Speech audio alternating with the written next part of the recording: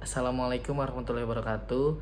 Saya Surya Teng Hardianto, mahasiswa akuntansi P2K dengan nomor induk mahasiswa 18622011416. Di sini saya akan menjabarkan tugas dari dosen saya Pak Ari Eksandi dengan penjabaran berikut ini.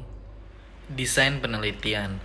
Rancangan penelitian yang menjelaskan berbagai cara yang digunakan untuk menjawab permasalahan penelitian ialah 1. Populasi dan sampel. 2. Jenis data. 3. Definisi operasional. 4. Metode analisis data. Selanjutnya yang pertama ialah definisi operasional, ialah cara mengukur variabel dengan menggunakan berbagai skala. Macam-macam skala pengukuran dan instrumen penelitian, yaitu yang pertama ada skala nominal, skala ordinal, skala interval, dan skala rasio. Untuk penjelasannya sendiri, skala interval atau Likert yaitu skala yang digunakan untuk mengukur sikap, pendapat, dan persepsi seseorang atau sekelompok orang tentang fenomena.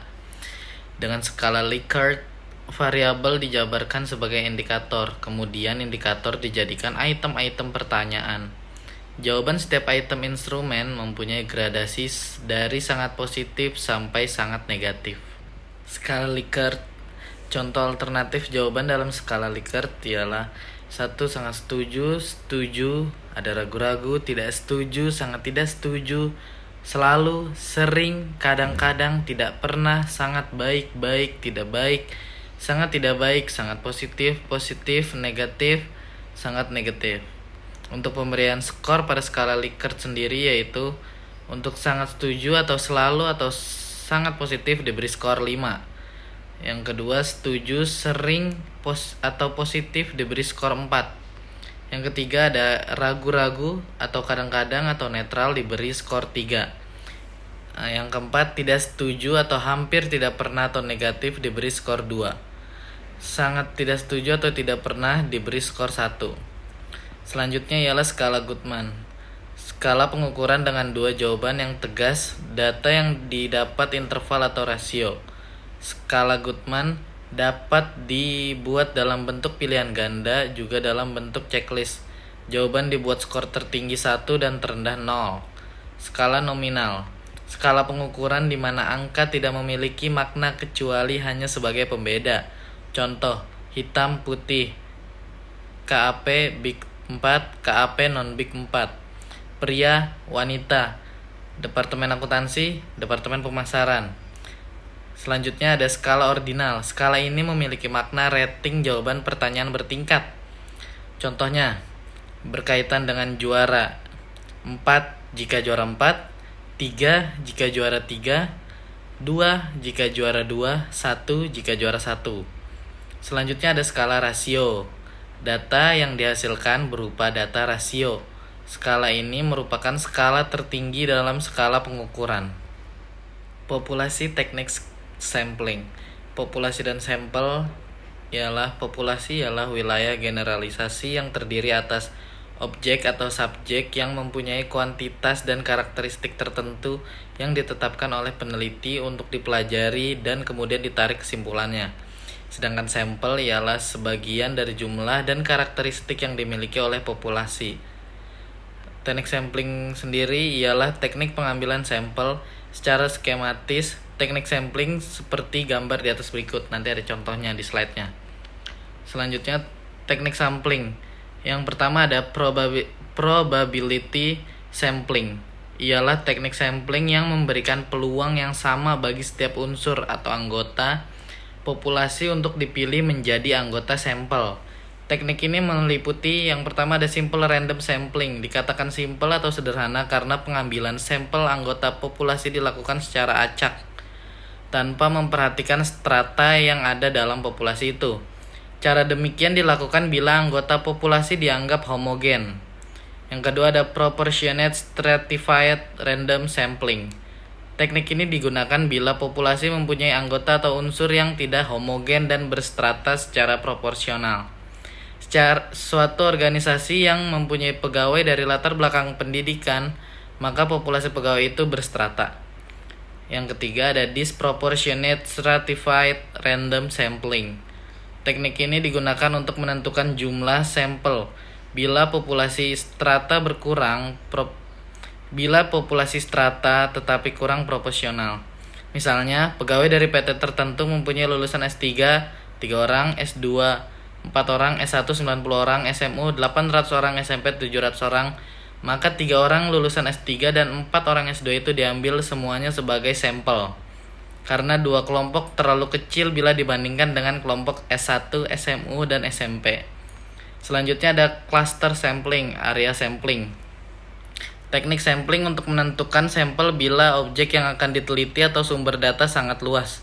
Misal penduduk dari suatu negara, provinsi, atau kabupaten untuk menentukan penduduk mana yang akan dijadikan sumber data.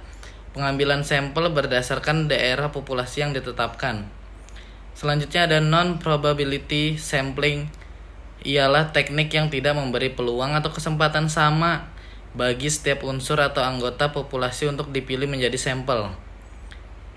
Ialah salah satunya sampling sistematis. Adalah teknik penentuan sampel berdasarkan urutan dari anggota populasi yang telah diberi nomor urut. Misalnya, anggota populasi yang terdiri dari 100 orang. Dari semua anggota itu diberi nomor urut, yaitu nomor 1 sampai dengan nomor 100. Pengambilan sampel dapat dilakukan dengan nomor ganjil saja, genap saja, atau kelipatan dari bilangan tertentu. Misal kelipatan dari bilangan 5. Untuk ini, maka yang diambil sebagai sampel adalah nomor 5, 10, 15, 20, dan seterusnya sampai 100. Yang kedua ada sampling kuota. Sampling kuota adalah teknik untuk menentukan sampel dari populasi yang mempunyai ciri-ciri tertentu sampai jumlah atau kuota yang diinginkan. Sebagai contoh, akan melakukan penelitian terhadap pegawai golongan 11 dan penelitian dilakukan secara kelompok. Setelah jumlah sampel ditentukan 100 dan jumlah anggota peneliti berjumlah 5 orang, maka setiap anggota peneliti dapat memilih sampel secara bebas sesuai dengan karakteristik yang ditentukan. Golongan 11 sebanyak 20 orang. Sampling aksidental ialah teknik penentuan sampel berdasarkan kebetulan, yaitu siapa saja yang secara kebetulan bertemu dengan peneliti dapat digunakan sebagai sampel. Bila dipandang orang yang kebetulan ditemui itu cocok sebagai sumber data. Selanjutnya ada sampling purposive. Ialah teknik penentuan sampel dengan pengembangan tertentu. Misalnya akan melakukan penelitian tentang disiplin pegawai, maka sampel yang dipilih adalah orang yang ahli dalam bidang kepegawaian saja. Selanjutnya ada sampling jenuh. Adalah teknik penentuan sampel bila semua anggota populasi digunakan sebagai sampel. Hal ini sering dilakukan bila jumlah populasi relatif kecil, kurang dari 30 orang. Istilah lain sampel jenuh adalah sensus, di mana semua anggota populasi dijadikan sampel. Selanjutnya ada snowball sampling. Ialah teknik penentuan sampel yang mula-mula jumlahnya kecil, kemudian sampel ini disuruh memilih teman-temannya untuk dijadikan sampel. Begitu seterusnya sehingga jumlah sampel semakin banyak. Ibarat bola salju yang menggelinding, semakin lama semakin besar. Pada penelitian kualitatif banyak menggunakan sampel purposive dan snowball. Analisa data. Dalam penelitian, analisis data merupakan kegiatan setelah data dari seluruh responden atau sumber data lain terkumpul. Kegiatan dalam analisis data ialah mengelompokkan data berdasarkan variabel dan jenis responden, mentabulasi data berdasarkan variabel dari seluruh responden, menyajikan data tiap variabel yang diteliti, melakukan perhitungan untuk menjawab rumusan masalah, melakukan penghitungan untuk menguji hipotesis yang telah diajukan. Untuk penelitian yang tidak merumuskan hipotesis, langkah terakhir tidak dilakukan. Selanjutnya metodologi penelitian. Teknik analisis data dalam penelitian menggunakan statistik. Terdapat dua macam statistik yang digunakan untuk analisis data dalam penelitian, yaitu statistik deskriptif dan inferensial. Meliputi statistik parametris dan statistik non-parametris. Statistik deskriptif dan statistik inferensial. Statistik deskriptif adalah statistik yang digunakan untuk menganalisis data dengan cara mendeskripsikan atau menggambarkan data yang telah terkumpul sebagaimana adanya tanpa bermaksud membuat kesimpulan yang berlaku untuk umum atau generalisasi. Penelitian yang dilakukan pada populasi tanpa diambil sampelnya jelas akan menggunakan statistik deskriptif dalam analisisnya. Tetapi bila penelitian dilakukan pada sampel, maka analisisnya dapat menggunakan statistik deskriptif maupun inferensial. Statistik deskriptif dapat digunakan bila peneliti hanya ingin mendeskripsikan data sampel dan tidak ingin membuat kesimpulan yang berlaku untuk populasi di mana sampel diambil. Tetapi, bila peneliti ingin membuat kesimpulan yang berlaku untuk populasi, maka teknik analisis yang digunakan adalah statistik inferensial. Termasuk dalam statistik deskriptif antara lain adalah penyajian data melalui tabel, grafik, diagram lingkaran, piktogram, perhitungan modus, median, mean atau pengukuran tendensi sentral, perhitungan desil, persentil, perhitungan penyebaran data melalui perhitungan rata-rata dan standar deviasi, perhitungan prosentase. Dalam statistik deskriptif juga dapat dilakukan mencari kuatnya hubungan antara variabel melalui analisis korelasi, melakukan prediksi dengan analisis regresi, dan membuat perbandingan dengan membandingkan rata-rata data sampel atau populasi. Hanya perlu diketahui bahwa dalam analisis korelasi, regresi, atau membandingkan dua rata-rata atau lebih, tidak perlu diuji signifikansinya. Jadi, secara teknis dapat diketahui bahwa dalam statistik deskriptif tidak ada uji signifikansi, tidak ada taraf kesalahan, karena peneliti tidak bermaksud membuat generalisasi sehingga tidak ada kesalahan generalisasi. Selanjutnya, statistik inferensial. Sering juga disebut statistik induktif atau statistik probabilitas.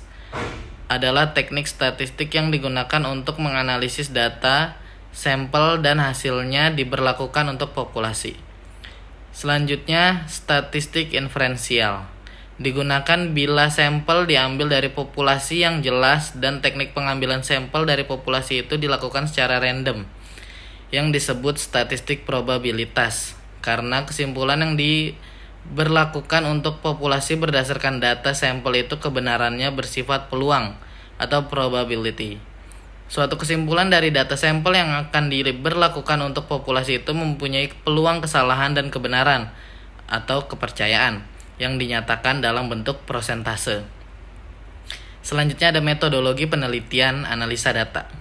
Yang pertama ada statistik parametris, ialah statistik yang digunakan untuk menganalisis data interval dan rasio. Sedangkan statistik non-parametris ialah statistik yang digunakan untuk menganalisis data nominal ordinal. Demikian video penjelasan uraian tugas saya kali ini. Kurang lebihnya mohon maaf, mungkin bisa jadi pembelajaran bagi kita di masa mendatang. Wabillahi taufiq wal hidayah. Wassalamualaikum warahmatullahi wabarakatuh. Bye.